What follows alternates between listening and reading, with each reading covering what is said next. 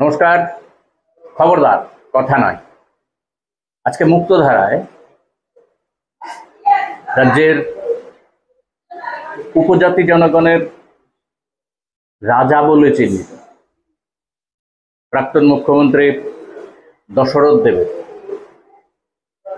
24তম মৃত্যুবার্ষিকী উপলক্ষে একটি আলোচনা সভা। আমরা এখানেই এসেছি। দশরথ দেব সম্পর্কে নতুন করে বলবার কিছু নেই। যারা সংগঠিত করছেন তারাও জানেন, যারা উপস্থিত হয়েছেন প্রত্যেকেই জানেন। এই রাজ্যের গণমুক্তি পরিষদ থেকে শুরু করে যে লড়াই রাজন্য বর্গের বিরুদ্ধে এবং ইংরেজ শাসনের বিরুদ্ধে, এ লড়াই একটা ইতিহাস।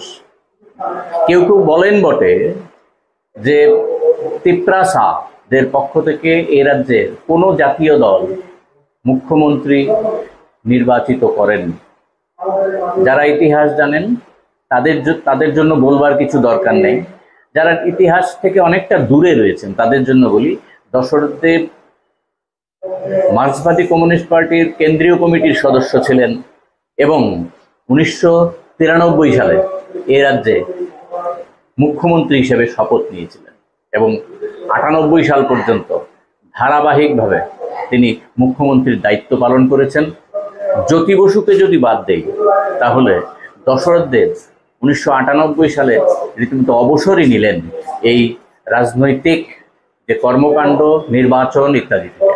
অসুস্থ ছিলেন বটে, সে জ্যোতি বসুও ছিলেন, কিন্তু তার যে কর্মকাণ্ড 1952 সাল থেকে যে শুরু হয়েছিল, সেই 52 সাল থেকে ধারাবাহিকভাবে তিনি দীর্ঘদিন সাংসদ ছিলেন। শুধু তাই না, উপজাতি জনগণের ভেতরে ত্রিপুরা রাজ্যে প্রথম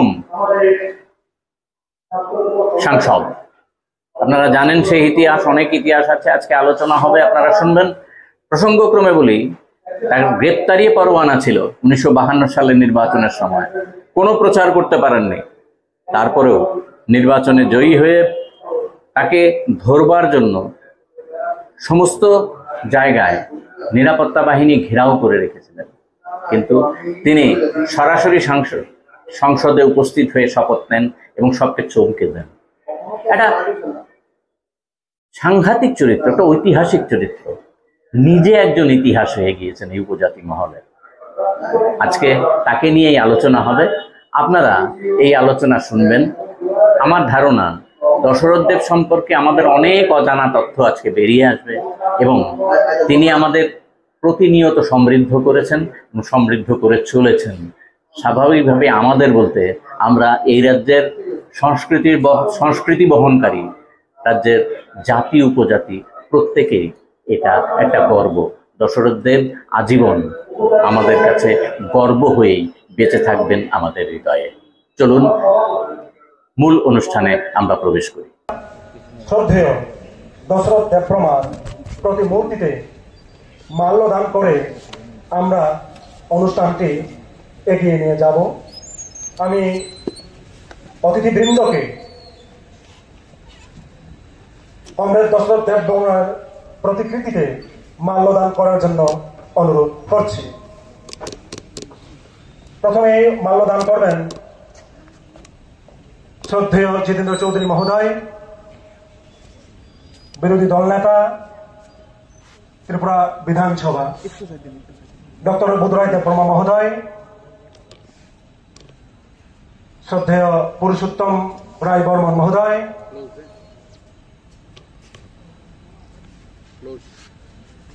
জিএমপির সাধারণ সম্পাদক শ্রদ্ধেয় রাধাচরণ দেববর্মা মহোদয়, ত্রিপুরা উপজাতি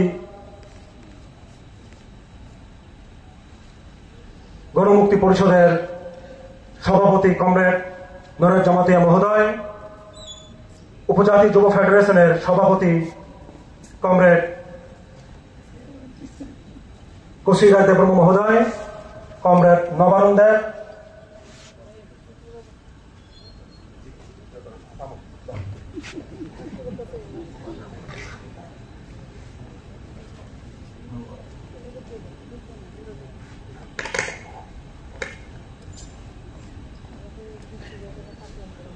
ফুল দিয়ে শ্রদ্ধা জানাবেন টিওয়াইএফ এর কেন্দ্রীয় কমিটির সাধারণ সম্পাদক কমরেড কুমুদ দেববর্মা।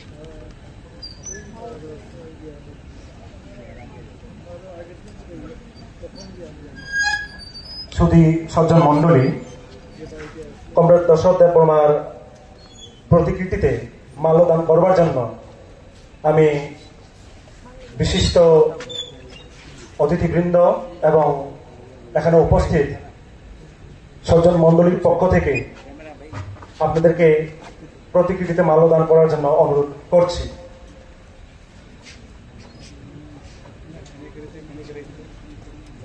টিওয়াইএফ এর সম্পাদক মন্ডলীর সদস্যবৃন্দ,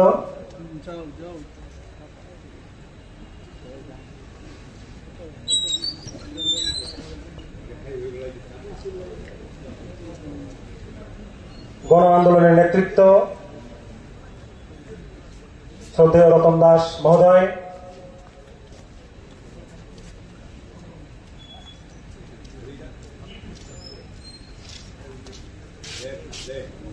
সবার পক্ষ থেকে প্রতিকৃতিতে মাল্যদান করবার জন্য আমি অনুরোধ করব Swapan কলইকে।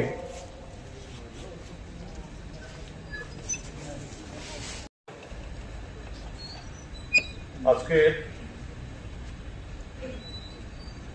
TYF tribal youth federation কেন্দ্রীয় কমিটির উদ্যোগে আমরা দশরথদেব শারদ বক্তৃতার আয়োজন করেছি। কিংবদন্তি প্রয়াত জননেতা, আমাদের রাজ্যের জাতি উপজাতির ঐক্যের মিলন সেতু এবং রাজতন্ত্র থেকে গণতন্ত্রের,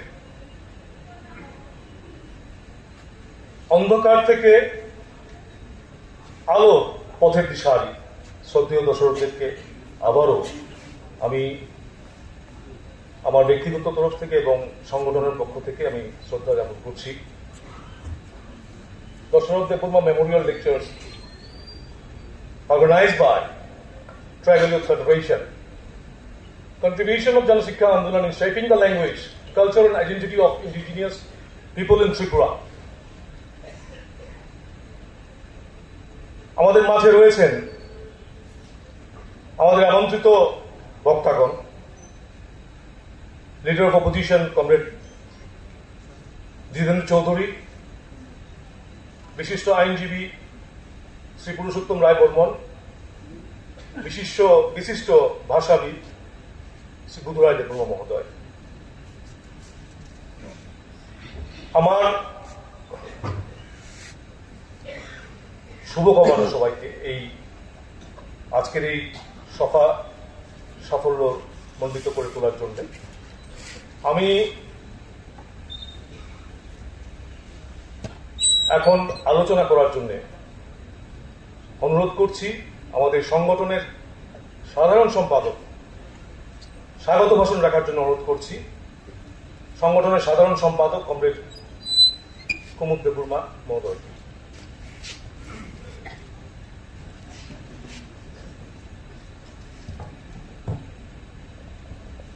শ্রদ্ধেয় সুধী সজ্জন মন্ডলী এবং সম্মানিত অতিথিবৃন্দ, শ্রদ্ধেয় সভাপতি, আমি আপনাদের সকলকে টিওয়াইএফ কেন্দ্রীয় কমিটির পক্ষ থেকে শুভেচ্ছা এবং অভিনন্দন জ্ঞাপন করছি। আমাদের মাঝে উপস্থিত আছেন রাজ্যের বিশিষ্ট তিনজন ব্যক্তিত্ব, শ্রদ্ধেয় জিতেন্দ্র চৌধুরী মহোদয়, শ্রদ্ধেয় ডক্টর বুধুরাই দেববর্মা মহোদয়, শ্রদ্ধেয় পুরুষোত্তম রায় বর্মন মহোদয়। ওনাদেরকে আবারও নমস্কার এবং শ্রদ্ধা নিবেদন করছি। আমরা এমন একটি সময়ের মধ্যে আজকে রাজ্যের প্রভাব প্রতিম জননেতা দশরথ দেববর্মাকে স্মরণ করে আমরা স্মারক বক্তব্য অনুষ্ঠানটি আয়োজন করতে যাচ্ছি। এতে আপনারা অংশগ্রহণ করেছেন, আপনাদেরকে প্রত্যেককে শুভেচ্ছা এবং ধন্যবাদ জ্ঞাপন করছি। আজকে আমরা তিনজন সম্মানীয় বক্তার মুখ থেকে আমরা বক্তব্যগুলো শুনব এবং এই সভা শেষ পর্যন্ত আপনারা আমাদের সাথে থেকে আমাদের এই অনুষ্ঠানটি সাফল্যমণ্ডিত করে তোলবার ক্ষেত্রে সহযোগিতা করবেন এই আশা ব্যক্ত করে আমি পরিশেষে আমাদের এই অনুষ্ঠানে তিনজন বক্তা যে বিষয়গুলো নিয়ে বক্তব্য রাখবেন আমি আপনাদের সামনে ini di pandani Tuifang tai para hayawa sujak narwai kok sanaira CPIM politburo সদস্য ত্রিপুরা রাজ্য কমিটি সম্পাদক সেক্রেটারি জিতেন চৌধুরী, তাই ক্যারং এলএম করুন পুরুষোত্তম রায় বর্মন, তাই এই পাণ্ডব বিভিন্ন অর্গানাইজেশন নে Tuifang Rock, তাই Huilano ang তাই ওরা তিনি ওই পাণ্ডব মানজানাই খানানা ফাইনাই যতন আনি খানি খা কাহাম জাফাरै আং কিসা কক সারা নাইও। আমি প্রথমে ককবরকে বললাম, কিন্তু এখানে এসে যে সমস্যা আমাকে প্রথম ভাবিয়েছে সেটা হচ্ছে আমি কি ভাষায় বলবো, বাংলা না ককবর। TYF ট্রাইবাল স্টুডেন্ট আর ট্রাইবাল ইউথ ফেডারেশন এটা অর্গানাইজ করছে এই অনুষ্ঠানটা লেকচারটা। কাজেই আমি এখানে ককবরক ভাষীও আছেন, বাংলা ভাষীও আছেন এবং বিভিন্ন গণতান্ত্রিক সংগঠনের যারা নেতৃত্ব স্থানীয়রা সবাই আছেন। আমি দেখতে পাচ্ছি অনেক প্রবীণও আছেন, অধিক আগ্রহে শোনার জন্যে এখানে আপনারা আছেন। আমি আমার বক্তব্য আমি ককবরকে বলবো, বাকি দুজন বক্তা ওনারা হয়তো বা বাংলায় বলবেন। কাজেই আমি আমার বক্তব্য আলোচনাটা আমি ককবরকে করতে চাই। আমি আশা করি সবাই মোটামুটি বুঝতে পারবেন। ধন্যবাদ। তাকুদক দশরথদের মেমোরিয়াল লেকচার ওরা টপিক করছি খেলাই রেখা যে আংতা মোসানাই দশরথদের contribution language culture and contribution of Dasharath in language and culture abong kami to daitto ni pora দর্শক দেবী কুবন বিদ্যাসানা তো দশরথ দেবনী কন্ট্রিবিউশন না বিনা অবদান না আবনো বিনি যে যিনি ত্রিপুরা রাজ্যনি ককনি বাকি ত্রিপুরা রাজ্য যে ল্যাঙ্গুয়েজ দংমানি বাকি আবনি বাকি যে বিনি কন্ট্রিবিউশন বিনা অবদান আবনো তাই বিনি কালচার বিনি মানে সংস্কৃতিও ত্রিপুরা রাজ্যনি আর এই যে সংস্কৃতি দং আরো বিনা অবদান সানা থাকা গাই আবো দালাই তিয়ারং থাকে না মানে প্রস্তুতি দরকার আমার কাছে প্রিপারেশন দরকার হোমওয়ার্ক খাবেন ও হোমওয়ার্ক আং খালাই ফাইমালিয়া আনি গুবুন সামং দালাই হিলিক সামং দङ बाय ओंखाय आं दाबो कगलाम साकां दङ आं गावसा थांफैनाय थांमा थानाय आबो दरंनो आं गयै आनि खाका आनि खाबाय साजावो ओंखाय आं ताय केसाव सामं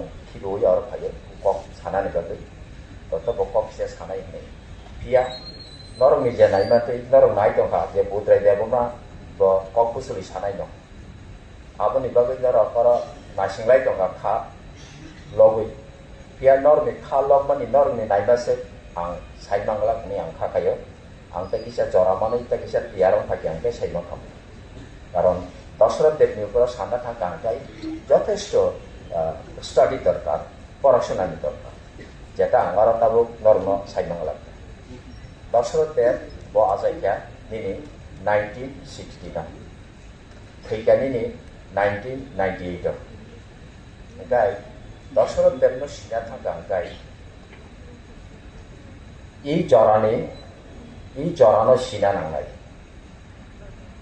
দশরথ দেবনো সিনা আঙ্কাই বন বিনি মূল্যায়ন খালাইनो আঙ্কাই ও জরানো সিনা নাঙ্গাই 1969 ত্রিপুরা রাজ্য বাহাই দংমানি ভারতবর্ষ বাহাই দংমানি একাই এই পৃথিবী বাহাই দংমানি প্রথম বিশ্বযুদ্ধ নাঙ্কা ও বিশ্বযুদ্ধনি পাইতে জরাওয়া বিশিব বয়া যাयो ओंखाय बिनि गोसोखांगो बनखा द्वितीय विश्वयुद्ध लायखा भारत स्वाधीनता भारत ओ इंग्रेज रक याकनि यकमानि आबो बनखा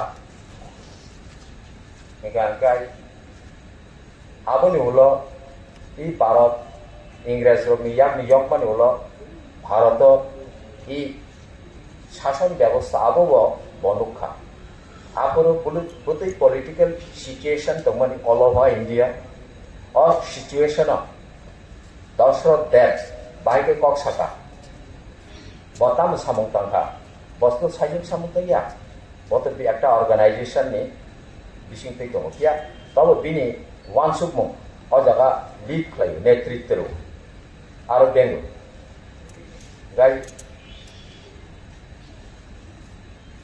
1916 ni jarani sini 1949 15 অক্টোবর জরা মুক্তি পরিষদ ত্রিপুরা রাজ্য উপজাতি গণমুক্তি পরিষদ লামা পত্রিকা শিকা ও লামা পত্রিকা শিখাই আপরো এডুকেটেড কোন বর্ক করে শিকাঙ্গে বখরকসা সুধন্য দেববর্মা দীনেশ দেববর্মা বড় কিছু শিখি এঙ্গে আঙ্গাই आबोनो जों जेफोर तरफा जों खैयारेंखा आबोनो जों किसिमिसा कग्लब्रब किसिमिसाबो सुयो एके जत किसि सुयो एके अ पेपार न अ मैगजिन न कन्टिन्यू खलाइका दशरथ देबनी नामे बेनामे उबरक सुयो अ आबर कालेक्शन खलायै आबो कबगुना दर आबो बय आकारे नखना दर आबो जारा ताबो बड़ जे संगठन दंनाय बड़ सातटारनि आबो सातटार संख्या बसो ओंखाय त्रिपुरा राज्य उपजाति गणमुक्ति परिषद बिनि सम्मेलन अ सम्मेलन रिपोर्ट सैनाय प्रेसिडेंट बंग आजीवन प्रेसिडेंट गणमुक्ति परिषद नि आपने हिरित बागिब साजाक लाम ओंखाय अ मुक्ति परिषद नि केंद्रीय सम्मेलन जत रिपोर्ट যত সাংগঠনিক রিপোর্ট সুইয়াই দশরথ দেব একে আবার দশরথ দেবনিনো লেখা একে আবার বেলায় নাংমানি মূল্যবান আবনব বই আকারে সাপকनै আবো নারাयनाय दर ओमफ्राय जों ताबुक जे निउ जेनारेशन ताबुक फाइले जों बाहाय दसरथ सिनि नाबा ताबुक एक सारक बक्तृता ना मेमोरियल लेक्चर अ मेमोरियल लेक्चर जे आं सायथामानि आबो ताबुक नरखनाके ताबुक बक्तृता फिया बिजाब कायसा नबा दंखाय बिनि जे सालां मारक बिनि वांसुं मारक आबो स्थायींगो आबो पार्मानेंटगो जे कोनो समय नांखांखो आबो परिनांखो बिनि मुक्ति परिषद रीति कथा आबर गोबां दङ दशरथ देव যেমন কগব অ্যাক্টিভ বক্তৃতাও অ্যাক্টিভ সুইথেনি খুইথেনি দালাইনো অ্যাক্টিভ বসাও দরক তংরা দরক ম্যানুস্ক্রিপ্ট লাंनानै बगै हेन्ड राइटिं लांनानै बगै तंरा नंगरा आं मिटिं चेंनानि सिगां आंरो वो आधा घंटा किसा मास फिगिरा नहीं नक खापरे दो खापरे सुसिका सो ये आधा घंटा नहीं बोलें क्या हो ना अब लामाओ सापके कन्टिन्यूअसली सुन्याई बा दशरथ देव हाई सुन्याई गई दशरथ देव निपेन चक्रवर्ती हाई उरा मुराम न चिकन चिकन बिजाब नखरो अजराबा एक एक घटना न अघटना न तै बिजाब नखरो अबिजाबक संरक्षणनि दर दशरथ देवनि लेखा आबर गांगन जों दशरथ देवनि सिनाय आं बेसे कक्षाना नाया आबनो कारै बिनि ए जे दशरथ देव चिनि बरकनि ख्यात जे जों गमामानि अख्यात गमामानि रिजार्वेशननि एसटी रिजार्वेशन ठीक भावे अंगनानि अंगिया जिनि कम बरन এই যে তামিহিন राज्य स्टेट लैंग्वेज खलायै जे रिकॉग्निशन रिमानि आरो दशरथ देवनि गोबां मावबादान दं बिनि लेखार विधानसभा जे बक्तृता मार आबोसों खानानांगोन बिसानि बिसिङाव ब दशरथ देव काम खलायगा दशरथ देव बाबु शिक्षा मंत्री विधानसभा बिल तो गुबै कम बरकनो स्टेट लैंग्वेज ऑफिशियल लैंग्वेज होनो आप्रो स्वीकृति रेजाखा कम बरकनो स्कूल इंट्रोड्यूस खालायगा चालू खालायगा कम बरक मास्टर चालू खालायगा अ जराबो 1978-79 कम बरक मास्टर नानि बागै माध्यमिक पास करेছিনি बरक माध्यमिक पास नायतुक माया दशरथ देवता मुसका बताम बुसका बिनि पार्टी न जे ना परिस्थिति बाय कथक जा परिस्थिति साथे संगतिपूर्ण सिद्धांत निते हबे परिस्थिति परिवेशेर साथे संगति रेखे सिद्धांत निते हबे এখন মাধ্যমিক ফেল হলেও চলে তাকে দিতে হবে তারপর যখন তারা ডেভেলপ করবে তখন না হয় ওই মাধ্যমিক পাস ছাড়া নেওয়া যাবে না কম্পিউটার পাস কম্পিউটার টিচার আবংকে বিনে কবি না পাইকে তাবুক যে কম্পিউটার फोरोंनाय जे नियोगमानि कम्पिउटार मास्टार कम केबिटी आबोनि बुसारन केउ इंजीनियर केउ डाक्टर केउ प्रोफेसर केउ ऑफिस नि बड़ बाबू अंखा आबो दशरथ देवनि बाबा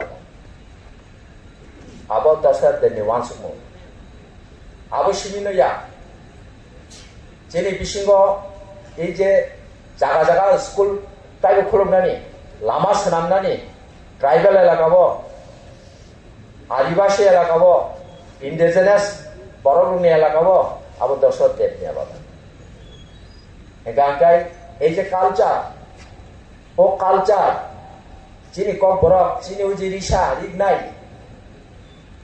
আবো দশরথ দেবনি জড়ানো আবো বামফ্রন্টনি जरावन आबो अंगा ताबो बामफ्रंट विरोधी जे borok tongnai borok sudono hono na Dasarath Dev khlainangka chini bagi kajai ang abo sana nayo je Dasarath Dev bo abo no kari bini political ekta philosophy tongo socialism people's democracy জনগণতন্ত্র সমাজতন্ত্র এই যে আরো থারেন স্বাধীনতা অঙ্গাকো আবো সামং কতমা অসামং আবনি সম্পর্কে চিনারা পরম গোনাং ওই যে জিতেন চৌধুরী পুরুষোত্তম রায় বর্মন বড় সানাই অল ওভার ইন্ডিয়ানি পলিটিক্স আবো বড় আঙারা থানা নাইয়া তামুকা ইকক সানা নাইও Dasarath Devni যে ফিলসফি বিনি পলিটিক্যাল যে ফিলসফি যে সামং যে জায়গা থাংনাই যে বিনি টার্গেট অ টার্গেট जों তাবুক অল ওভার ইন্ডিয়া ও সামং চেংদ্রাপ সহনি মানো ত্রিপুরা ওয়েস্ট বেঙ্গল কেরল আর সিমিচিকো তাইবো স্টেট কটা কটা তংকো ও UP high Uttar Pradesh high Madhya Pradesh high Uttar Pradesh কাইসো আছে 85-86 টা ডিস্ট্রিক্ট দंगो যে এক একটা ডিস্ট্রিক্ট ত্রিপুরা অঞ্চলে তাইবো কত মহারাষ্ট্র আপনি দंगो 53 টার মতো ডিস্ট্রিক্ট দंगो মধ্যপ্রদেশ ত্রিপুরা অঞ্চলে তাইবো কত কত বেঙ্গল দंगो আপনি ডিস্ট্রিক্ট বেঙ্গল দंखा অ ডিস্ট্রিক্ট রগ যত জায়গাবো जों ই মতাদর্শনি বড় পার্লামেন্ট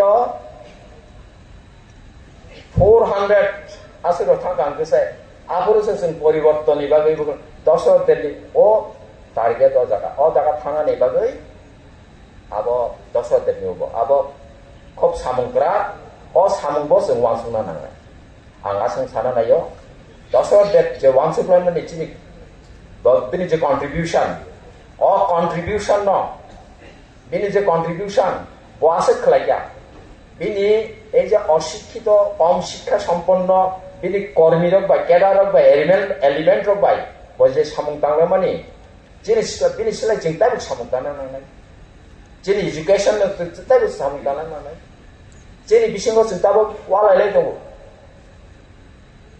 তাবো এই যে जों ওয়ালাইলাই দंगो বাইবো নাসিকলাইনিয়া তাবনি বাগৈ আইখরনি বাগৈ ওয়ালাইলাই दंगो তাই গুবুননি বাগৈ ওয়ালাইলাই दंगो আবো কিরিমা সিংচা जों তাবো ও দেরামা বকা খিনজা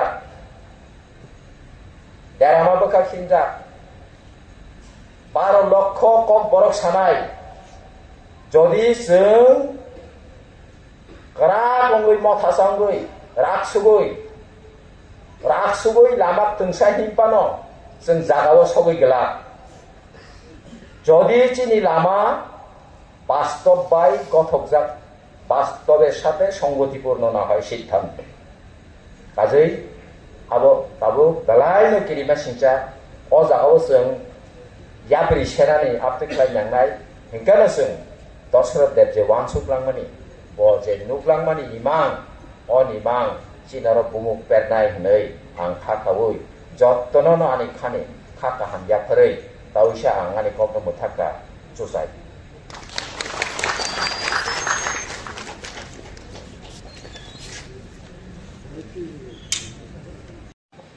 ট্রাইবাল ইউথ ফেডারেশনের কেন্দ্র কমিটি দ্বারা আয়োজিত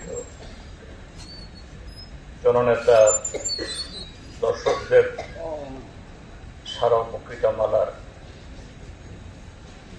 এই অনুষ্ঠানের সম্মানিত সভাপতি সংগঠনের সভাপতিও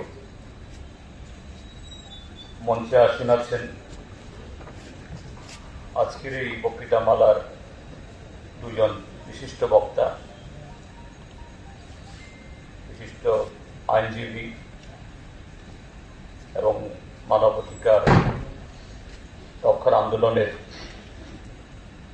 রাজ্যের অন্যতম বিশিষ্ট ব্যক্তি শ্রী পুরুষোত্তম রায় বর্মন মহোদয়, অপর বক্তা যিনি একটু আগে তার বক্তব্য রেখে গেছেন ডক্টর বুধরাজ বর্মা মহোদয় এবং মঞ্চে উপস্থিত আছেন আমাদের রাজ্যের ছাত্র এবং যুব আন্দোলনের নেতৃবৃন্দ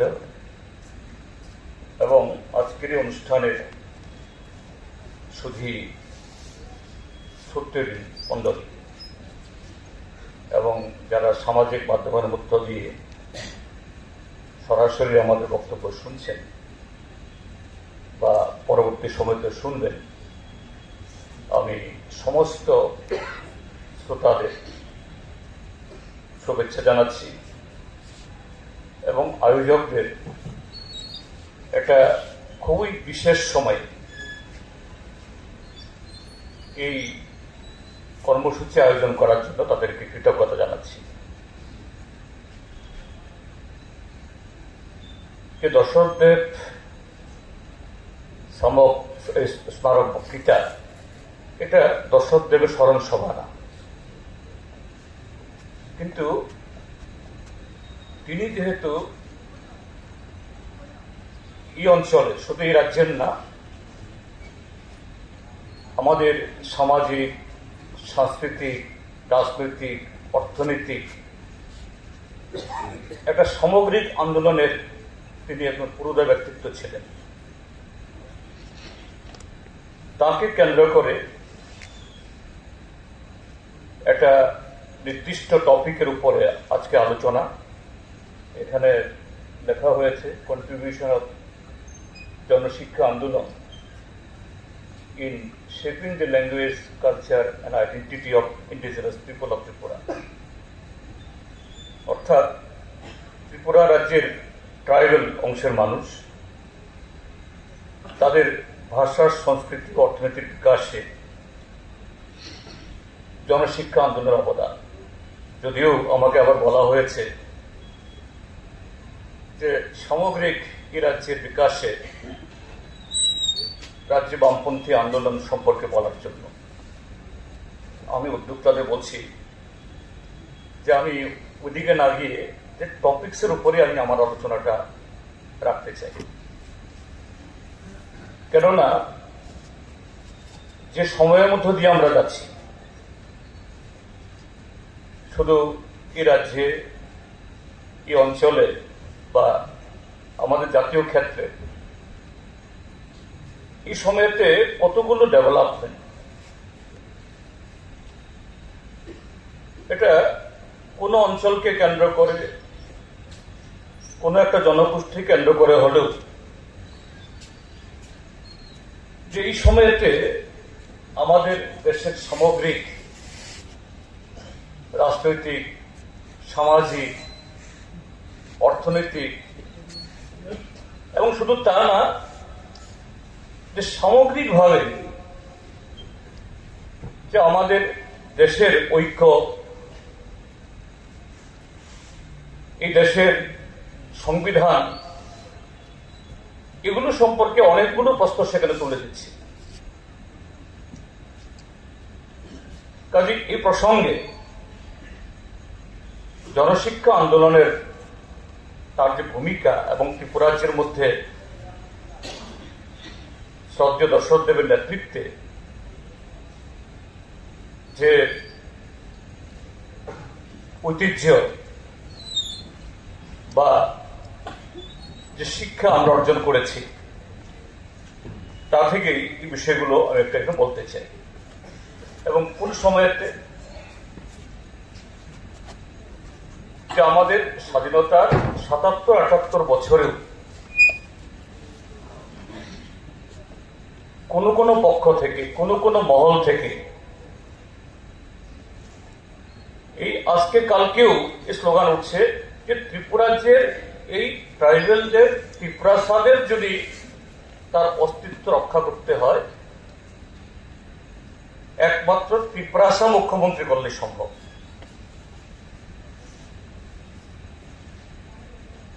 আবার কিছুদিন আগে বলা হয়েছিল এই অংশের মানুষের অস্তিত্ব রক্ষা করতে হলেও করে ত্রিপুরাসা রাজ্য তথা ত্রিপুরালেন গঠন করা দরকার।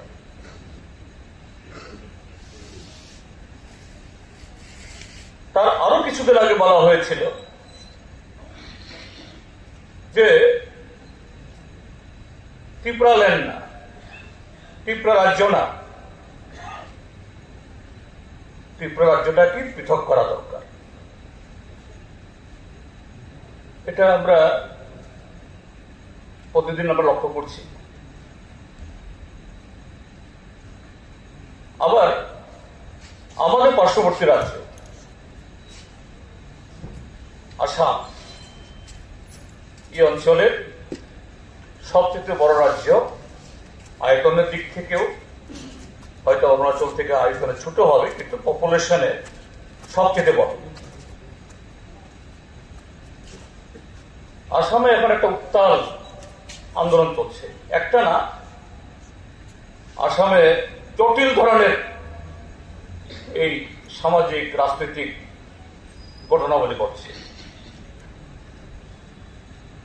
একটা হলো সেখানকার বর্তমান শাসক দল, তারা বলছে যে আসামের তার যাবতীয় সমস্যা হলো সেখানকার একটা নির্দিষ্ট ধর্মীয় অংশের মানুষ, যদিও তারা সংখ্যালঘু, কিন্তু তারাই মাথা ব্যথা। তাদের ডিটেক্ট করতে হবে, তাদের নাম ভোটার তালিকা থেকে ডিলিট করতে হবে, তাদেরকে ডেপোর্ট করতে হবে। আর সেই শাসক দলের অঙ্গুলি হেলনে তাদের নানা কারসাজিতে আমাদের দেশের অন্যতম সাংবিধানিক সংস্থা ভারতের নির্বাচন কমিশনও এই SIR এর নামে শাসক দলের সে লক্ষ্য পূরণে সে ষড়যন্ত্রে লিপ্ত হয়েছে। সেটা নিয়ে সারা দেশ উত্তাল এবং তার ছায়া আমাদের রাজ্য পড়ছে।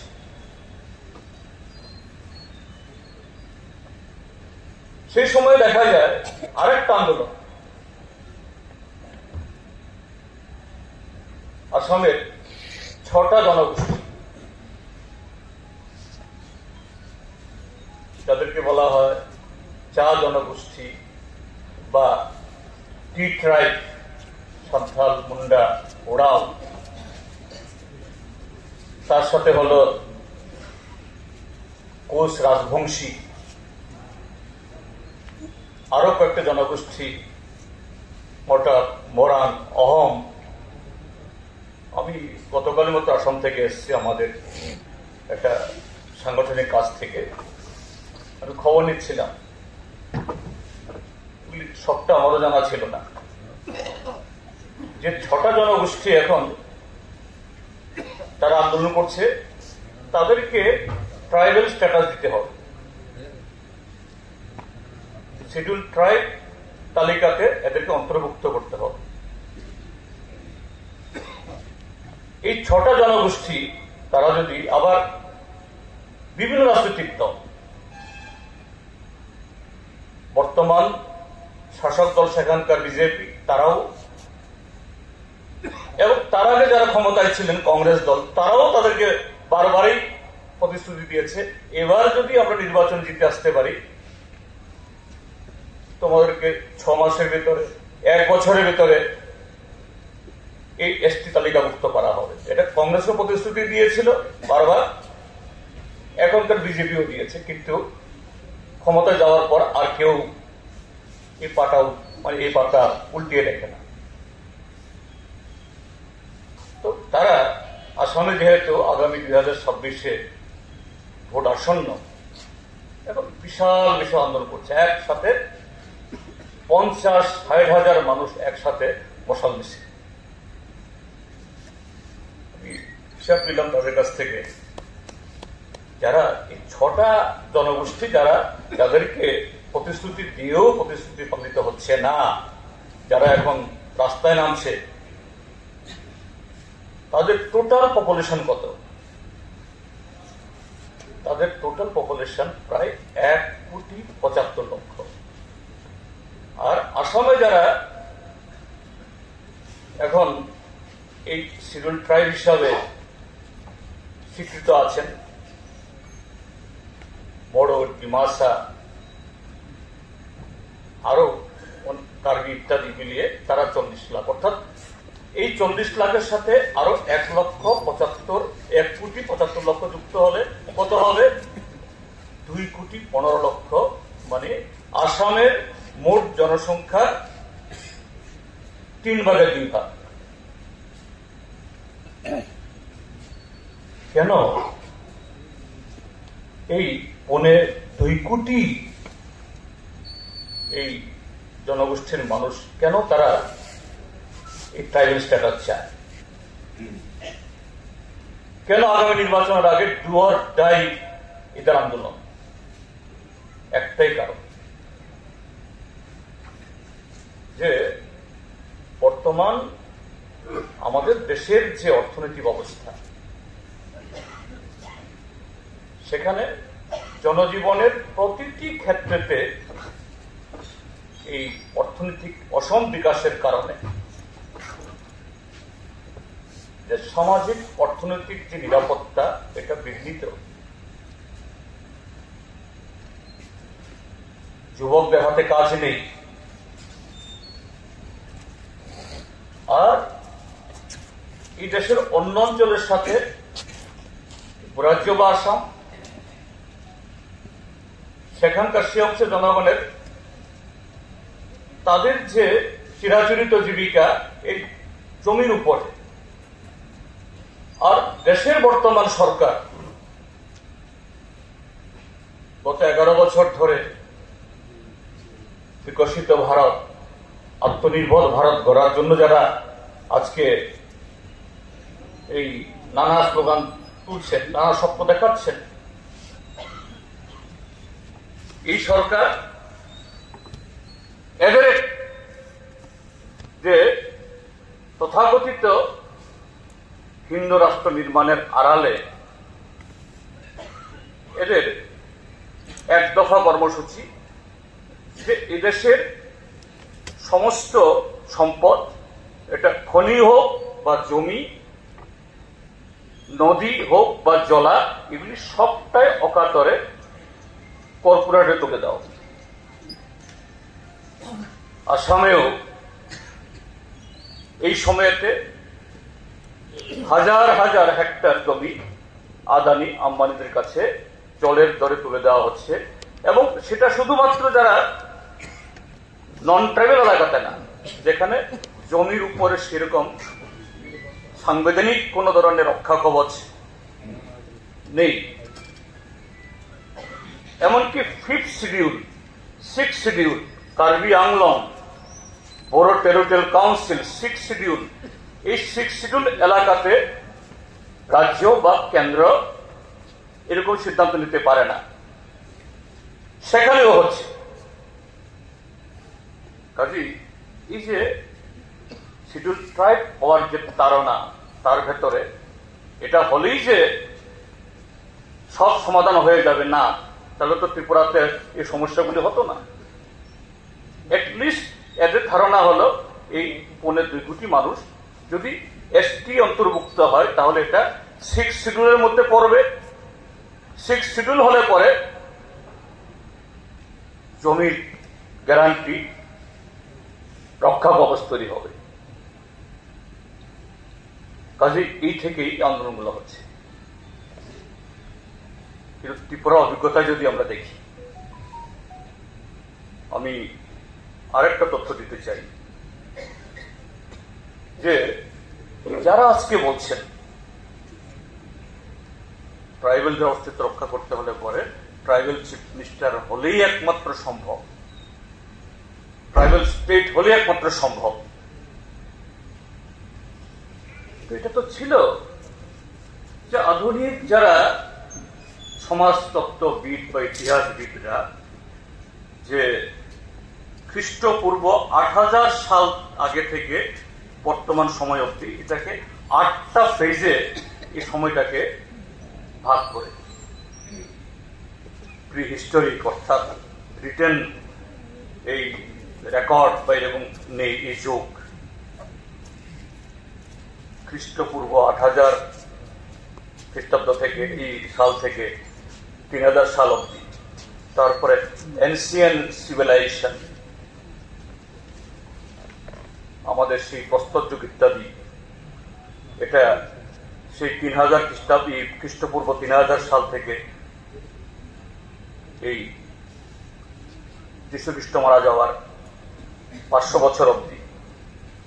তারপরে ক্লাসিক্যাল ফেজ, যে সময়তে ইউরোপ ইত্যাদিতে একটু জাগরণ হলো, এটা এই বিফোর খ্রাইস্ট 500 থেকে এই আফটার খ্রাইস্ট 500 অব্দি। তারপরে মিডিয়েভেল বা ফিউডাল সামন্ত যুগ, খ্রিস্টাব্দ 500 খ্রিস্টাব্দ থেকে 13000 খ্রিস্টাব্দ অব্দি। এরপরে early modern phase, industrial phase, modern technological phase, অর্থাৎ এই শিল্প ইত্যাদির যে জাগরণ শুরু হলো, এবং যে চলতি সময়টাকে বলা হয় পোস্ট ইন্ডাস্ট্রিয়াল ফেজ, যেটাকে আরেক দিক থেকে বলা হয় যে এখন আর্টিফিশিয়াল ইন্টেলিজেন্সের একটা ইমার্জিং এরা। তো সেদিক থেকে সে হিসাবকে ধরলে পরে ত্রিপুরাজ্যে যারা এখন ত্রিপুরাসা মুখ্যমন্ত্রী, ত্রিপুরাসা স্টেট যারা বলছেন, আবার এরা সে অতীতেরও গুণগান গাইছে। হ্যাঁ, এতে কিছু ইতিহাসও আছে, একেবারে সবটাই কাল্পনিক না। 1400 বছর ত্রিপুরাসা রাজা শাসন করে গেছে, এবং তার নিদর্শনও আছে এখান থেকে খুব দূরে না, উজ্জয়ন্ত প্রাসাদ। এটা আজগবি সিনেমার কোনো গল্প না। কিন্তু কোন সময় থেকে এই মিডিয়েভেল অর্থাৎ সামন্ত যুগ শুরু হওয়ার পর প্রায় 1500 বছর, 1400 বছর এই সময় তারা পেয়েছে। 1400 বছর তো এককভাবে এখানে সে ত্রিপুরাসা রাজারাই ছিল, এবং এটা বলতেই হয় এরা এত ভাগ্যবান ছিলেন, তাদের কপাল এত ভালো ছিল যে এই 1400 বছরে জমাতিয়া বিদ্রোহ, রতনমণি সাধুর বিদ্রোহ, এরকম কিছু কিছু বিদ্রোহ হয়নি তা না, কিন্তু বিদ্রোহ হলেও এটা তাদের কিছু কিছু অধিকারের জন্য সে বিদ্রোহ হয়েছে, আন্দোলন হয়েছে। কিন্তু কেউ রাজা পাল্টাতে হবে, রাজা গতি ছাড়তে হবে, নতুন রাজা করতে হবে,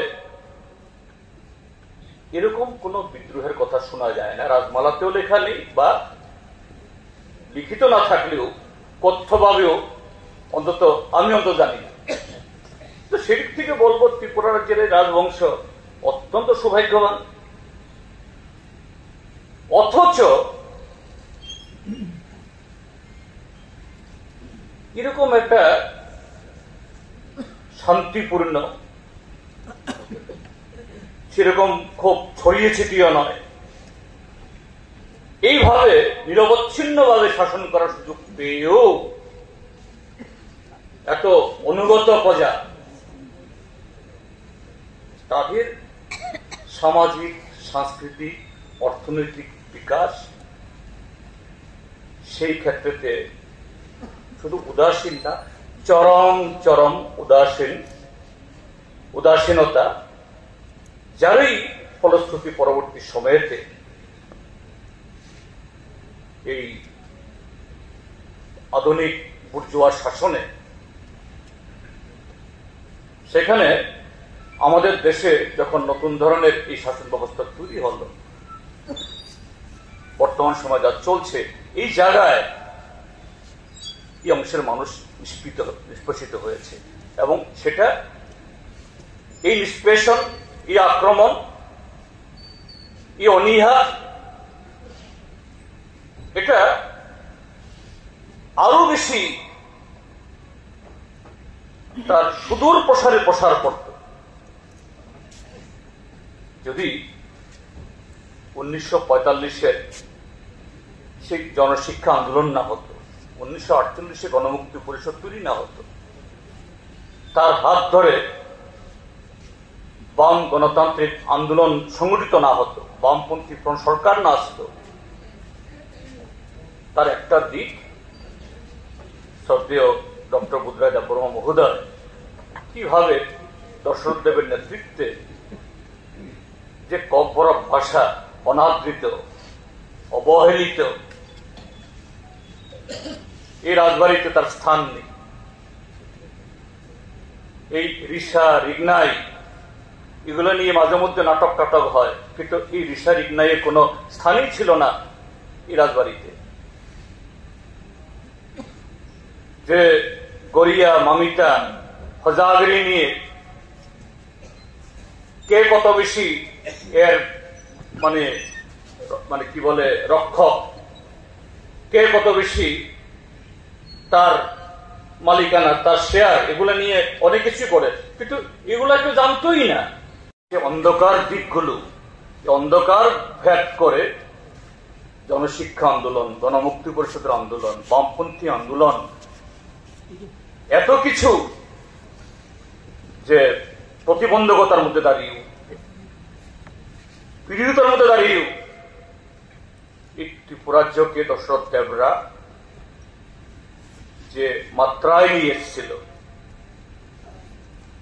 সাময়িকের জন্য আজকে আমরা আক্রান্ত, সাময়িকের জন্য এটা থেমে গেছে। এটা সে আন্দোলনের উত্তরসূরি। এটা শুধু যারা আজকে এই ঘটনাগুলি করছে, এটা তাদের ক্রমাগত লাগাতার এদের চেষ্টার ফলেই এটা তারা সম্ভবপর করতে পেরেছে, এটা মনে করার কারণ নাই। তার সাথে এটাও বুঝতে হবে, এই আন্দোলনের যারা উত্তরসূরি, এই আন্দোলনের যারা পতাকা বাহক যারা আছি আমরা, এটা আমাদের সাময়িক দুর্বলতা। কিন্তু এতে মন খারাপ করা, এতে একেবারে এখান থেকে উঠে দাঁড়াতে পারবো না আমরা, এরকম মনে করার কোনো কারণ নেই।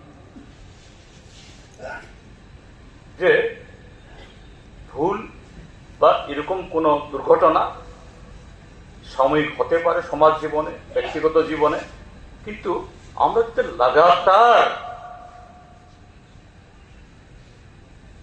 যে অসম্ভবকে সম্ভব করার জন্য সেই জনশিক্ষা আন্দোলন, পরবর্তী সময়তে গণমুক্তি পরিষদ, বামপন্থী নেতৃত্বরা এই রাজ্যের মধ্যে যে উদাহরণ তৈরি করে গেছেন, সেই মানসিকতা, সে মনোবল, সে আত্মবিশ্বাস নিয়ে যদি এগোনো যায়, অবশ্যই বর্তমান যে অন্ধকার, বর্তমান যে নেতিবাচক যে স্রোত, এ থেকে বেরিয়ে আসা যায়। এবং সেই জায়গায় সবচেয়ে প্রধান শর্ত গণতন্ত্র পুনরুদ্ধার। গণতন্ত্র না থাকলে, শুধু ব্যক্তি কেউ ভালো থাকলেও সেখানে কোনো অংশের মানুষ সুরক্ষিত হয় না। আজকে ত্রিপুরা তার সবচেয়ে উজ্জ্বল উদাহরণ। এবং গণতন্ত্র না থাকলে যে মানুষ মানে যে কোনো অংশে হোক কিভাবে এই মানে প্রতারিত হন। আরেকটা এক্সাম্পল এই সময়টি আপনি দেখেছেন, লাদাখ, কাশ্মীরের বর্তমান যারা রাজনীতি করছেন আরএসএস, বিজেপি, তাদের লক্ষ্য চরিতার্থ করতে গিয়ে 370 ধারা বাতিল হয়েছে, কাশ্মীরকে 2 টুকরা করা হয়েছে, তার 1 টুকরা লাদাখ। লাদাখের মানুষকে খুশি করানো হয়েছে। তোমাদের আপাতত কেন্দ্রীয় শাসিত রাজ্য, কিন্তু তোমাদেরকে শুধু কেন্দ্রীয় শাসিত রাজ্য না, গোটা লাদাখকে 6 শিডিউল করা হবে। অর্থাৎ 6 শিডিউল মানে হলো ওই আবার জমির গ্যারান্টি। লাদাখি ছাড়া অন্যরা এসে এখানে তোমার জমি দখল করতে পারবে না। এবং শুধু তা না, তোমাদেরকে পূর্ণ রাজ্য দেওয়া হবে। এবং সেখানে সমস্ত অংশ সমর্থন পেয়েছিল। 2014 সালের লোকসভা নির্বাচনে লাদাখের একটা অল্প বয়সী যুবক এমপি হয়ে এসেছিল, পার্লামেন্টে একটা বক্তৃতায় খুব ভাইরাল হয়েছিল, নামটা ভুলে গেছি আমি এই যুবকটা। অর্থাৎ বিজেপি ছাড়া আমরা যারা সংখ্যালঘু, আমরা যারা মার্জিনালাইজড, আমাদের কেউ কথা কেউ ভাবে না। এই ত্রিপুরাজ্যেও এখানে যারা এরকম এই মানে পরিচিতি সত্য রাজনীতি করে, তাদের কাছে উদাহরণ হলো লাদাখের সিএমপি পরে নির্বাচনে হেরে গেল। কেন হারলো? কারণ যে স্বপ্ন দেখিয়ে স্বপ্নের এরোপ্লেনে চড়িয়েছে তাকে, কারা স্বপ্ন দেখিয়েছে? RSS, BJP. এদের যে রাজনীতি হিন্দু হিন্দি হিন্দুস্থান, এই রাজনীতিতে যারা এই মনস্থিতিতে বিশ্বাসী, তারা কি করে লাদাখের লোকদেরকে সে অধিকার দেবে? আরেকজন আন্তর্জাতিক পরিবেশবিদ সুনাম ওয়াংচুক, তার সম্পর্কে ভিন্ন ভিন্ন কথা আছে। তিনি এনজিও করেন, কিন্তু আবার কিছু ভালো ভালো কাজও করেন। আমি খারাপ দিক বলবো না, ভালো দিকটাই আমি বলবো। একটা মানুষের ভালো গুণ খারাপ গুণ থাকে, আমি খারাপ গুণটাকে উল্লেখ করব কেন? ভালো গুণটাকে উল্লেখ করব। সে ভালো গুণটা কি? সুনাম ওয়াংচুক যে এই লাদাখ একটা ফ্রেজাইল ইকোলজিক্যাল এরিয়া, হিমালয়ের উপরে বছরের বেশিরভাগ সময় এই বরফ আবৃত থাকে। এই বরফ যদি গলে যায় একটা সময়তে, গঙ্গা শুকিয়ে যাবে, মরুভূমি হবে। সে কিভাবে বিকল্প এই যে কি বলে মানুষের জীবন ধারণ করার জন্য পদ্ধতির জন্য ভালো নাম করেছেন। একটা ইউনিভার্সিটি খুলেছেন, সেই ইউনিভার্সিটিতে পৃথিবীর সব ইউনিভার্সিটিতে অ্যাডমিশনের ক্রাইটেরিয়া কি? ভালো স্টুডেন্ট, মেরিটোরিয়াস। আর তার ক্রাইটেরিয়া হলো সবচেয়ে কম নাম্বার পিএইচডি ফেল করেছে, সে 1 নম্বর স্থান পাবে। পাস করা না, ফেল করা তার এখানে চান্স পাবে। আন্তর্জাতিক পুরস্কার পেয়েছে। সেও এবার খাপলারি, আমাদেরকে 6 শিডিউল দেবে, আমাদেরকে পূর্ণরাজ্য দেবে। আর এখন এই ত্রিপুরার ভিলেজ কমিটির মতো সেখানকার ভিলেজ কমিটির ভোটও হয় না। সেখানে যে 7 শিডিউল মোতাবেক এডিসি ছিল, এডিসি মুখ থুবড়ে পড়ে আছে। শান্তিপূর্ণভাবে সে হাঙ্গার স্ট্রাইক বসলো অনেক লোককে নিয়ে, আর এখন তাকে এনআইএ, সে দেশদ্রোহী আইনে তাকে গ্রেফতার করে ওই যোধপুর জেলে ঢুকিয়ে দিয়েছে। এই হলো বর্তমান শাসক দল, তাদের চরিত্র। তাদের সেই জায়গায় কি ত্রিপুরা, কি আসাম, কি লাদাখ বা ছত্তিশগড়, এইসব জায়গাগুলোতে প্রান্তিক জনগোষ্ঠী, তাদের বাঁচার গ্যারান্টি একমাত্র গণতন্ত্র। গণতন্ত্র না থাকলে, এমনকি আইন তৈরি হলো, ত্রিপুরা যে 6 শিডিউল আছে, ত্রিপুরাতে আইন আছে, কিন্তু আইন থাকলেও এই আইন বোতা। এই আইন চোখে দেখে না, কানে শুনে না, এই আইন কথা বলে না। কাজে এই গণতান্ত্রিক বাতাবরণ, এটাকে শক্তিশালী করতে হবে। আজকের আলোচনাতে আমি বলবো, সেই গণতান্ত্রিক পরিবেশ যাতে পুনরুদ্ধার আমরা করতে পারি, সেই গণমুক্তি পরিষদ জনশিক্ষা আন্দোলনের সেই সুফলকে যদি আমাদের সত্যি সত্যি দেখাতে হয়, এবং নতুন প্রজন্ম যারা এখন ওই বুবাগরা করে যারা এটা মানে গাঁজার নেশায় যারা মুক্ত হয়ে আছে, সেই গাঁজার নেশা থেকে মুক্ত করতে হলে পরে আমাদের একটু পরিশ্রম করতে হবে, যেতে হবে তাদের কাছে, এবং অবশ্যই তাদের উদ্ধার করা যাবে। এই কথাগুলো বলে আবারও আয়োজকদের কৃতজ্ঞতা জানিয়ে এরকম একটা আলোচনা সভা সংগঠিত করার জন্য আপনাদেরকেও ধন্যবাদ জানিয়ে আমি একটু বেশি সময় নিয়ে নিলাম। আপনাদের সকলকে ধন্যবাদ জানিয়ে আমার বক্তব্য শেষ করছি। নমস্কার, নমস্কার। দশরথ দেব স্মারক বক্তৃতা 2025 এই অনুষ্ঠানের আয়োজক ত্রিপুরা ট্রাইবাল ফেডারেশন, মঞ্চে উপস্থিত সংগঠনের নেতৃবৃন্দ এবং সম্মানীয় শক্তিমণ্ডলী সুধীজন, সবাইকে শুভ অপরাহ্ন নমস্কার। ইপর কাহাম কুলম খা। আমি অনেকক্ষণ ধরে আলোচনা হচ্ছে, বেশিক্ষণ সময় নেব না। প্রথমত আয়োজকদের আমি ধন্যবাদ জানাই দশরথ দেব স্মারক বক্তৃতায় আমাকে যোগদান করার সুযোগ করে দেওয়ার জন্য। আলোচনার শুরুতেই আমি প্রয়াত জননেতা দশরথ দেবের স্মৃতির প্রতি আমার গভীর শ্রদ্ধা নিবেদন করছি। অনেকক্ষণ ধরে আলোচনা হলো এবং প্রথমেই সংগঠনের তরফ থেকে 3টা টপিকস আয়োজকরা বলেছেন। আমার মনে হয় 3টি বিষয়ই পরস্পর সম্পৃক্ত, একই বিষয়। ত্রিপুরার সামন্ততন্ত্র থেকে প্রজার শাসন, রাজতন্ত্র থেকে গণতন্ত্র, আধুনিক ত্রিপুরা নির্মাণ, এই ক্ষেত্রে দশরথ দেবের ভূমিকা, দশরথ দেবের অবদান, এটা হচ্ছে মূল বিষয়। এবং এটা শুধু ব্যক্তি দশরথ দেব এর অবদান মূল্যায়নের প্রশ্ন নয়, এটা হচ্ছে দশরথ দেব ত্রিপুরার বিগত 100 বছর, 100 বছরের প্রগতিশীল গণ আন্দোলন, যে প্রগতিশীল আন্দোলন, প্রগতির অভিমুখে যে যাত্রা, যার নেতৃত্বে স্বাভাবিকভাবেই ছিলেন প্রথমে অভিযুক্ত কমিউনিস্ট পার্টি, পরবর্তী সময়ে এখানকার প্রধান বামপন্থী দল গণতান্ত্রিক শক্তি, তাদের একজন প্রধান নেতৃত্বধারী ব্যক্তি।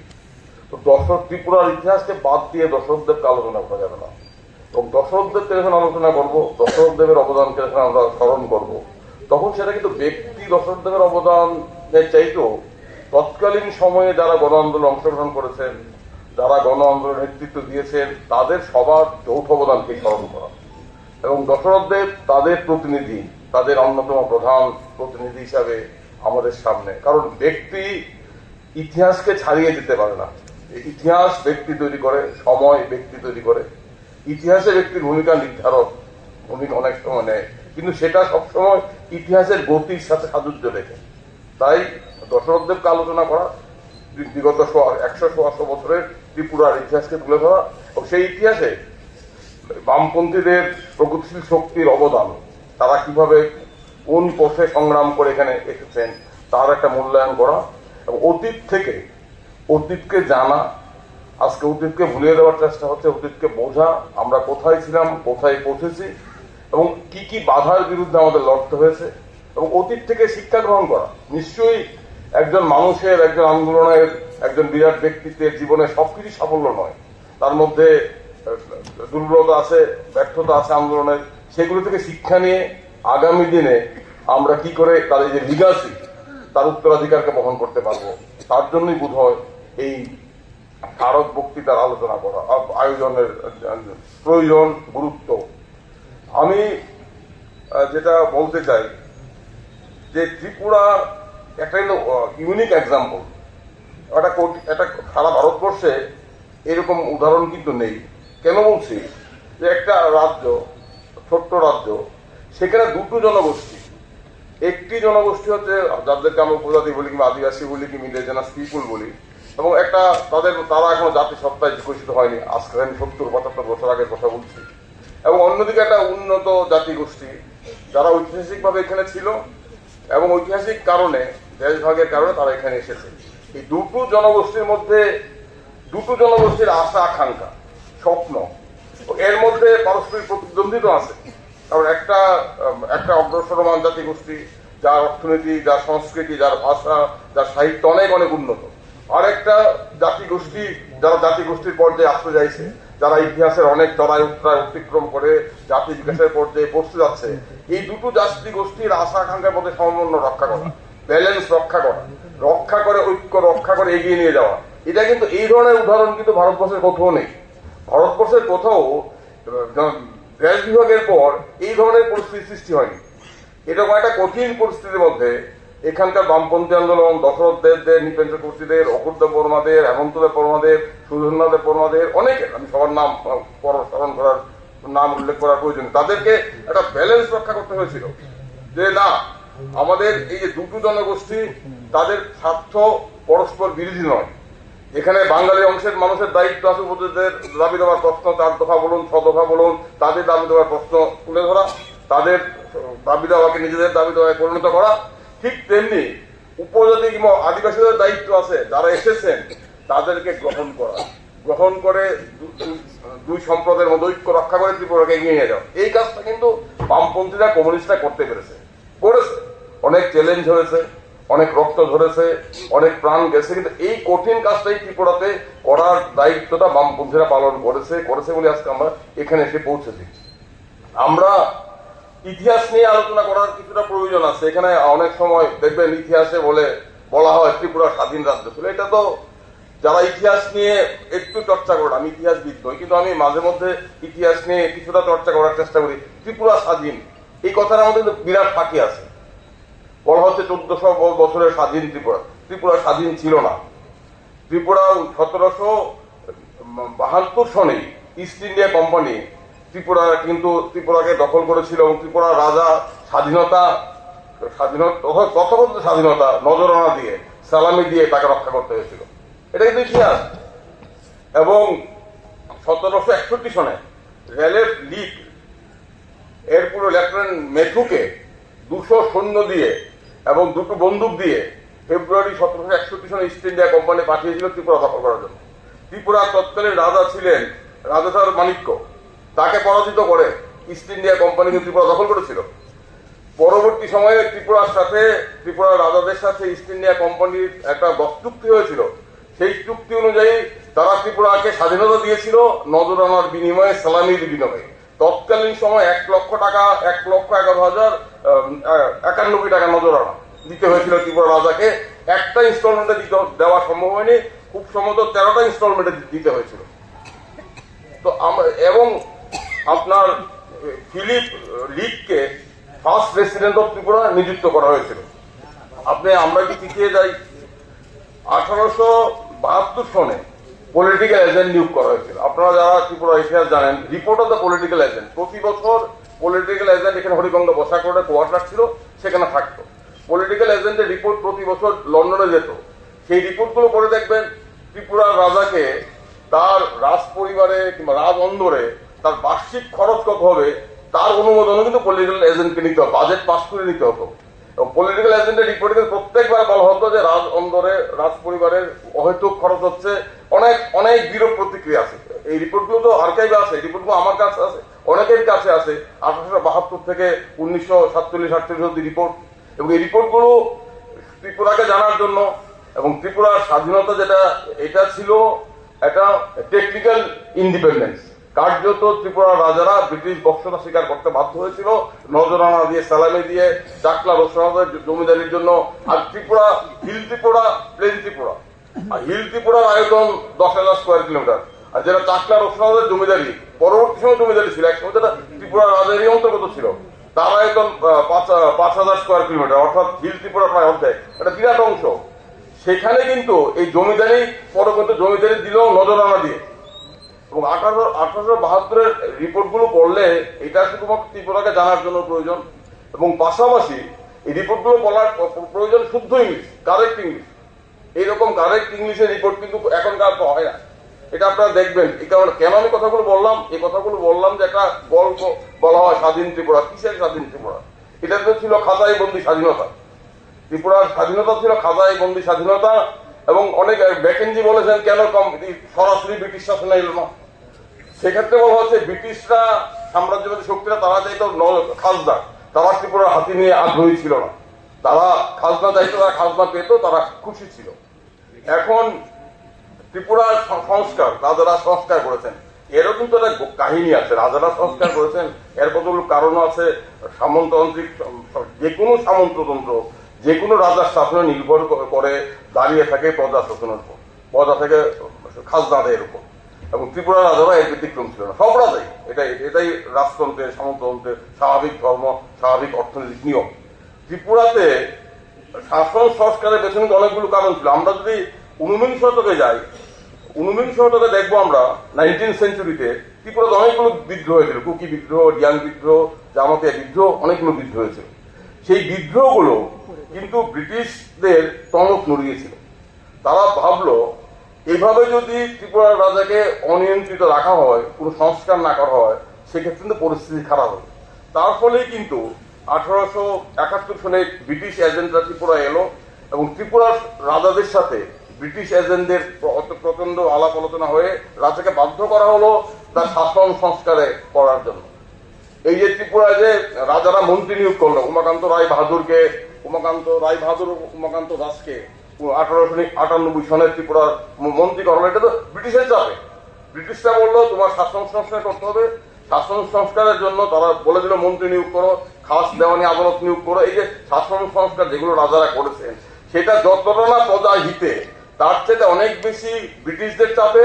আরেকটা বিষয় হলো রাজারা বুঝতে পারছিলেন যে আমার সোর্স অফ রেভিনিউ বাড়াতে হবে। এই যে সোর্স অফ রেভিনিউ বাড়াতে হবে, আজকে বলা হয় ত্রিপুরাতে বাঙালি উদ্বাস্তু এসেছে দেশ বিভাগের পর, এটা কিন্তু সবটা সত্য নয়।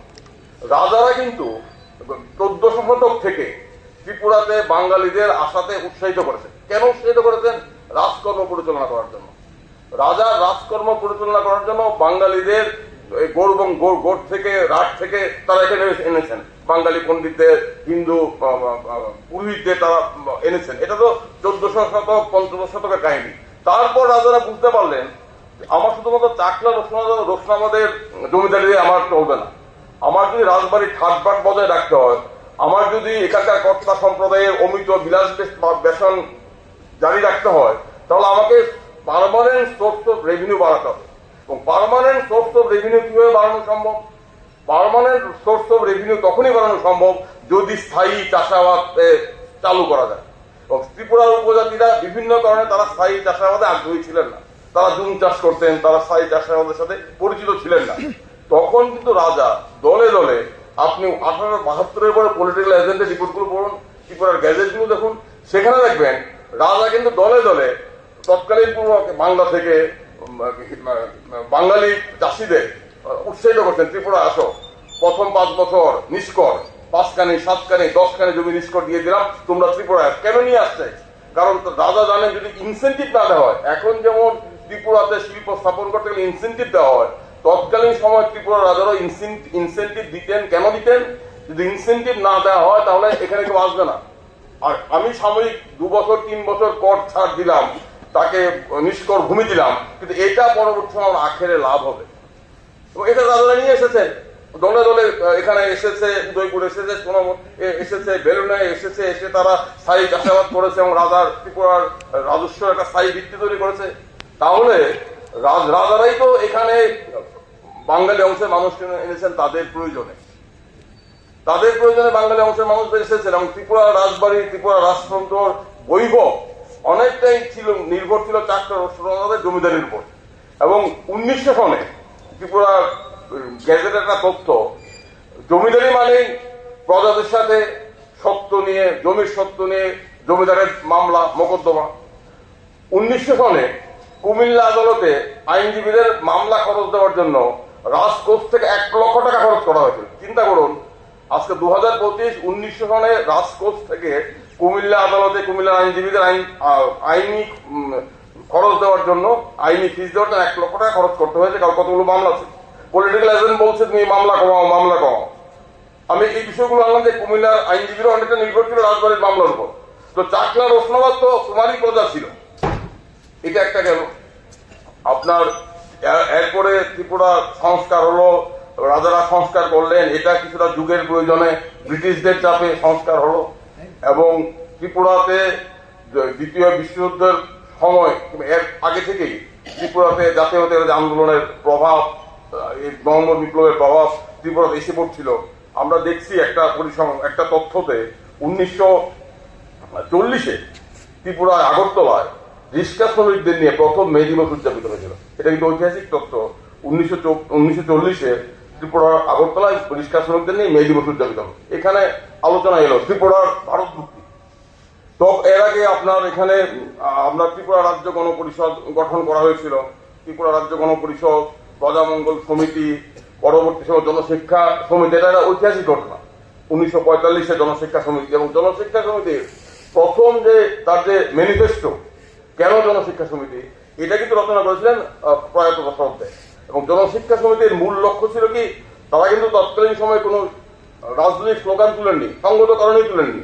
তারা বলেছিলেন নিরক্ষরতার বিরুদ্ধে, উপজাতি সমাজে যে বিরাজমান ভয়ঙ্কর নিরক্ষরতা এবং দারিদ্রতা, তার বিরুদ্ধে জনশিক্ষা সমিতি সংগ্রাম করবে এবং সংস্কারের জন্য এবং সমস্ত রকম কুসংস্কার, পশ্চাৎমুখী চিন্তা ভাবনার বিরুদ্ধে সংস্কারের জন্য জনশিক্ষা সমিতি কাজ করবে।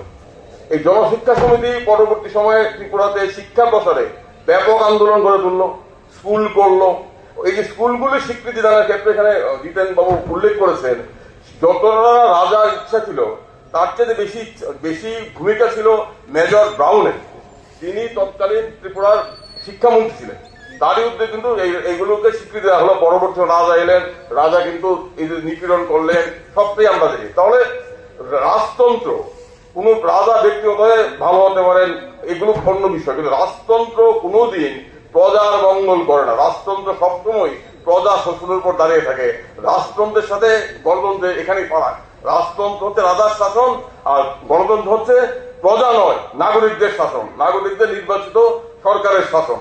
এই যে ত্রিপুরার ভারতভুক্তি, এর সময় কিন্তু ওই যে ক্ষত্রিয় সম্মেলনী করা হলো, এখানে অঞ্জুমান ইসলামিয়া করা হলো, এগুলো এই যে দুটো বিচ্ছেদকামী আন্দোলন, এর বিরুদ্ধে কিন্তু কমিউনিস্ট পার্টি, গণমুক্তি পরিষদ এখানে বিরাট ভূমিকা নিয়েছিল দশরথ দেবের নেতৃত্বে। এবং দেশভাগের পর যখন দলে দলে উদ্বস্ত এলো, তখন বলা হয়েছিল Tripura has reached saturation point, এর বেশি ত্রিপুরা এই বাঙালি অংশের মানুষের চাপ নিতে পারবে না।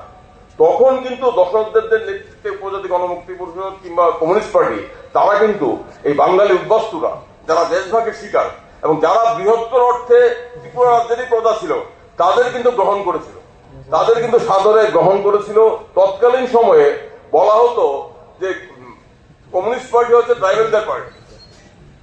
কারণ কি, আমাদের দেশে সবসময় দেখবেন সংখ্যালঘু অংশের কথা নিয়ে, অধিকার নিয়ে কথা বলার ক্ষেত্রে সমস্যা আছে। এখন যেমন ভারতবর্ষে অনেক রাজনৈতিক দলই সংখ্যালঘু মুসলিমদের উপর যে বিদ্বেষ, অন্যায় হচ্ছে, এগুলো সবসময় কথা বলতে চায় না। কেন কথা বলতে চায় না? যদি আমি সংখ্যালঘুদের অধিকার নিয়ে বেশি কথা বলি, আমাকে সংখ্যালঘু তোষণকারী হিসেবে দাগিয়ে দেবে, আমি মেজরিটি কমিউনিটি থেকে বিচ্ছিন্ন হয়ে যাব। ঠিক ত্রিপুরার ক্ষেত্রে যে পরিস্থিতি, এই সমস্যাটা কমিউনিস্ট পার্টির সামনে ছিল, যে কমিউনিস্ট পার্টিকে চিহ্নিত করা হয়েছিল উপজাতিদের পার্টি হিসেবে। কারণ উপজাতিদের কথা অন্যরা বলবে না। উপজাতিরা তৎকালীন সময় ত্রিপুরার সংখ্যালঘু গোষ্ঠী কিংবা তারা পিছিয়ে পড়া জনগোষ্ঠী, তারা প্রশাসনে নেই, তারা শিক্ষায় দীক্ষায় নেই, তাদের মধ্যে মধ্যবিত্ত শ্রেণী তৈরি হয়নি, তারা জমির মালিকানায় তারা অনেকটা পিছিয়ে পড়েছে। তাদের নিয়ে কথা বলার গরজ কিন্তু ত্রিপুরার তৎকালীন অন্যান্য রাজনৈতিক দলগুলোর ছিল না। সেক্ষেত্রে কিন্তু কমিউনিস্ট পার্টির তৎকালীন নেতৃত্ব তারা কিন্তু ঐতিহাসিক দায়িত্ব পালন করেছে। তারা উপজাতিত হয়ে কথা বলেছে, যদিও এর ফলে তাদেরকে কমিউনিস্ট বিদ্বেষী, বাঙালি বিদ্বেষী হিসেবে চিহ্নিত করার একটা প্রচেষ্টা হয়েছে এবং কিছুটা সাফল্য লাভ করেছিল। বলা হতো কমিউনিস্টরা ট্রাইবেলদের পার্টি। কিন্তু এর মধ্যে একটা ব্যালেন্স তারা করলো। আমরা উপজাতিদের 4 দফা, উপজাতিদের স্বাতন্ত্র্য, তাদের মর্যাদা, তাদের বিকাশ নিশ্চিত করবো, পাশাপাশি যারা উদ্বাস্ত অংশের মানুষ আসছে তাদের অধিকার নিয়ে আমরা কথা বলবো। সে কারণে 1960 সনে কমিউনিস্ট পার্টির নেতৃত্বে ত্রিপুরাতে উদ্বাস্তুদের পুনর্বাসনের জন্য বিরাট আন্দোলন হলো, বিরাট মিছিল হলো আগরতলা শহরে। ওই মিছিলে ওই সময় খুব সম্ভবত ওই দিন শ্রীমতী ইন্দিরা গান্ধী কংগ্রেসের নেত্রী হিসাবে এখানে ছিলেন। তার কাছে কিন্তু ডেপুটেশন দিয়েছিল আপনার উদ্বাস্তুদের দাবিতে। এপ্রিল মাসে অনশন হলো, বিশ্বম্বর নমদাস শহীদ হলেন অনশন করতে গিয়ে। দুর্গাবাড়িতে কমিউনিস্ট পার্টির নেতৃত্বে অনশন হলো। সেখানে কিন্তু যতটা না বাঙালি অংশের মানুষ অংশগ্রহণ করেছিল, তার চেয়ে অধিক সংখ্যায় উপজাতি অংশের মানুষ অংশগ্রহণ করেছে। দাবি কি ছিল? দাবি ছিল শরণার্থীদের সঠিক পুনর্বাসন। একদিকে উপজাতিদের জমি রক্ষা করতে হবে, পাশাপাশি উপজাতিদের জমি রক্ষা করো আপনার শরণার্থীদের পুনর্বাসনের ব্যবস্থা করতে হবে, সুষ্ঠু পুনর্বাসনের ব্যবস্থা করতে হবে। এই দাবিটা কিন্তু কমিউনিস্ট পার্টি তুললো। এইভাবেই কমিউনিস্ট পার্টি দশরথ দেবদের নেতৃত্বে এই দুই সম্প্রদায়ের মধ্যে একটা ব্যালেন্স রক্ষা করলো। এই ব্যালেন্স রক্ষা করে ত্রিপুরার যে ঐক্য, ত্রিপুরার রাজনীতির অন্যতম গুরুত্বপূর্ণ বিষয় হচ্ছে ঐক্য রক্ষা করা। উপজাতি কিংবা আদিবাসী এবং বাঙালি অংশের মানুষের ঐক্য রক্ষা করে ত্রিপুরাকে সামনের দিকে এগিয়ে নিয়ে যাওয়া। এই ঐক্য রক্ষা করার ক্ষেত্রে দশরথ দেব তারা কিন্তু বিরাট যুগান্তকারী ভূমিকা পালন করেছে। এটা অনস্বীকার্য। এই ইতিহাসকে অস্বীকার করা যাবে না। যারা ইতিহাসকে অস্বীকার করতে চাইছে তারা মূর্খের স্বর্গে বাস করছে। তাদেরকে অতীতকে বলতে হবে, তাদেরকে বলতে হবে যে পরিচিতি সত্তা রাজনীতি, আইডেন্টিটি পলিটিক্স বেশি দূর এগিয়ে নিয়ে যাবে না। আমাদেরকে মূলে ফিরে যেতে হবে। এই রাজ্যের সমস্যা আদিবাসীদের বিকাশের প্রশ্ন, আদিবাসীদের গণতান্ত্রিক আশা আকাঙ্ক্ষা পূরণের প্রশ্ন, পাশাপাশি অন্য অংশের মানুষের আশা আকাঙ্ক্ষা পূরণের প্রশ্ন। এটা সম্ভব, এটা সম্ভব। ত্রিপুরা গত 75 বছরে দেখিয়েছে এটা সম্ভব। এখানে জেলা পরিষদ গঠন করা হয়েছে, ষষ্ঠ তফসিল 1980-তে, পঞ্চম তফসিল, ষষ্ঠ তফসিল, 80 দাঙ্গা, 3টি মহকুমায় দাঙ্গা হয়েছে, কিন্তু এখানকার মানুষের দাঙ্গা রুখেছে। আমার মনে আছে এখানে যারা দাঙ্গার সময় আসেন কিনা জানি না, তখন দশরথ দেব ওই বাড়িতে থাকতেন।